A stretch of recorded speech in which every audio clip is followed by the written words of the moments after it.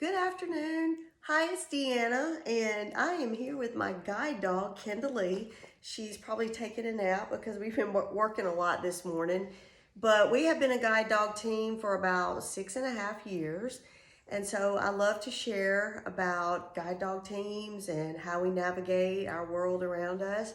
And today I wanted to talk about independent travel with specifically about street crossings or intersection crossings, because this is something that to me is probably the one of the most challenging things that we do, that maybe puts us in a little more risk for getting injured. And I think the more people that understand how we navigate these intersections, the more sighted folks can help us to stay safe.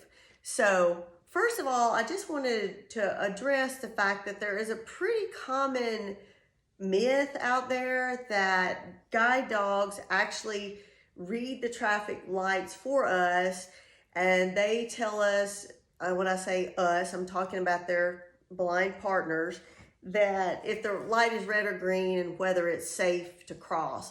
That is really not correct. Actually, she is not telling me about the traffic light. I am reading with my ears the traffic patterns and deciding when it's safe to cross the street. So let me just back up a little bit. Before I was even able or eligible to be matched with this beautiful, amazing dog, I had to go through some orientation and mobility training. In most places, this is done through vocational rehab, and you learn how to navigate your area that you're going to live in and work in safely with a white cane. And you have to be very good at this before you're even eligible to get a guide dog. So when I did learn this, I had to learn how to safely navigate traffic crossings. And before we're even able to go out and try to independently cross any kind of intersection safely, we first get information from a sighted person. So what I'm saying is, I do not see well enough. If there's a new intersection, I need a sighted person there first before I can go back independently to describe the intersection to me. Because let's think about that. Some intersections are very simple. They're just like 2 lanes of traffic and a street light. Some big cities, there may be 3 lanes of traffic. There may be right turn signals, left turn signals. So since we or I am unable to see that, I need a sighted person to describe it to me very clearly before I try to attempt it on my own. So I usually learn an intersection with a sighted person with a good description, and it's like I make this mental image of what the intersection looks like. And so they are with me until I'm confident I have the right traffic pattern and am able to safely navigate it. So now I want to move on to when we've learned that, we've done all those steps, and Kendall and I are there alone trying to navigate an intersection. So the first thing that's a little bit confusing to some people, like drivers out there that see us, is the fact that when she and I get up to an intersection, she knows to stop there at the intersection. We've learned that pattern and that route. I may need to stand there through 2 or even 3 traffic cycles. And what I mean is, when I come up to the intersection, I don't know if my parallel traffic has just started moving or if perhaps it's almost to the point of getting the red light. So I may need to stand there before I cross for 2 or 3 traffic cycles to get the pattern, because I'm really trying to see with my ears, if that makes sense. So this can be really confusing to some people that see us just standing there. They think we're, I guess, just standing there waiting. And I've even had people not that infrequently honk at us. And I'm just saying that's really not helpful. I know they're probably trying to indicate it's safe for us to go, but if you can't see anything, a honking horn is quite startling.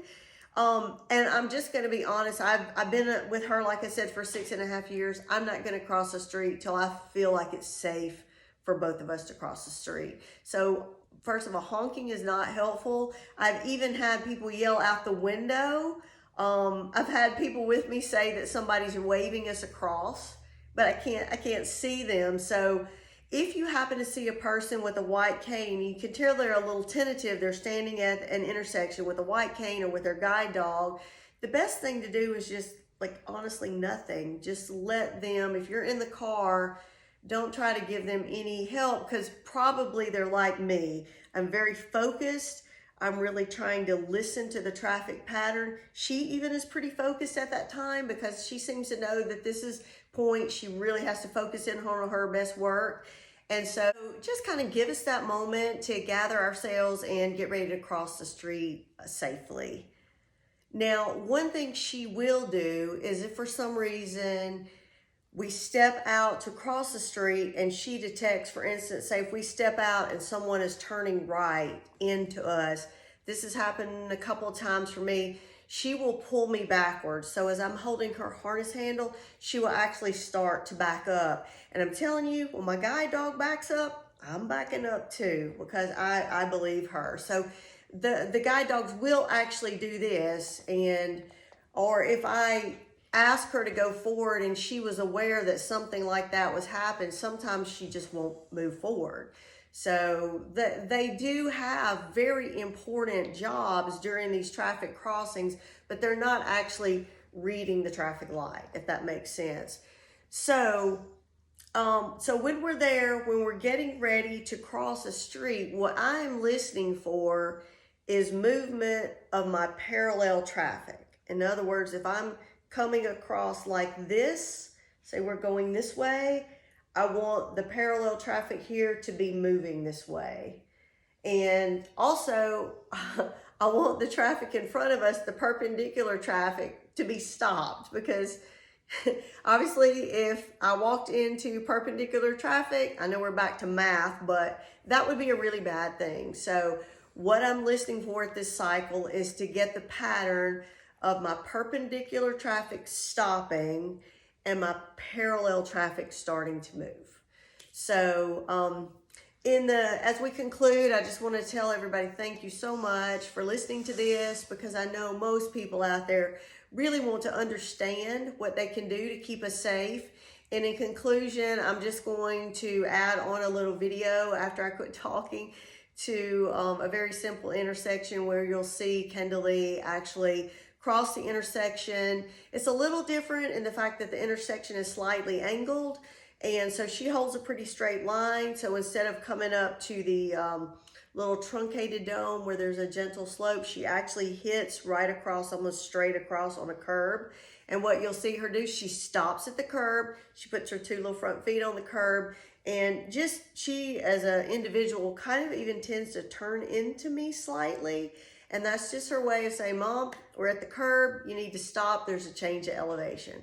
So she is just incredible, and I thank you so much for listening, and I hope I've shared some information that's helpful or useful. And if you have any questions or comments, just leave them below, and I'll definitely get back and respond to you. So safe travels from Deanna and Kendall Lee.